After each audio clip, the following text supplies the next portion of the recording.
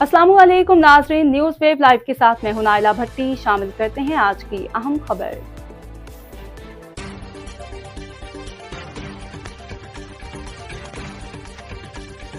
तहसील मीचनाबाद का मौजा बुंगा बलोचा में तूड़ी वाला ट्रैक्टर जा रहा था कि तेज रफ्तार की वजह से अचानक जंप लगने से ट्रैक्टर का एक्सल टूट गया।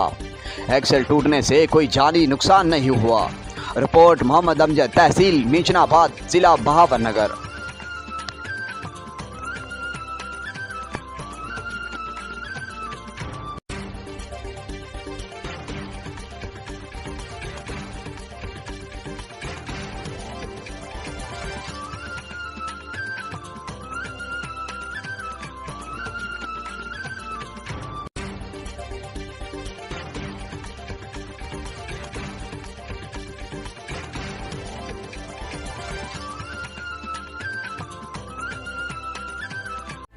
अब तक के लिए इतना ही। मज़ीद खबरों और अपडेट से बाखबर रहने के लिए देखते रहें न्यूज़ वेव लाइव। हमारे चैनल को सब्सक्राइब करें, लाइक करें और बेल आइकन को प्रेस करें ताकि नई आने वाली वीडियो आप तक जल्द पहुंच सके।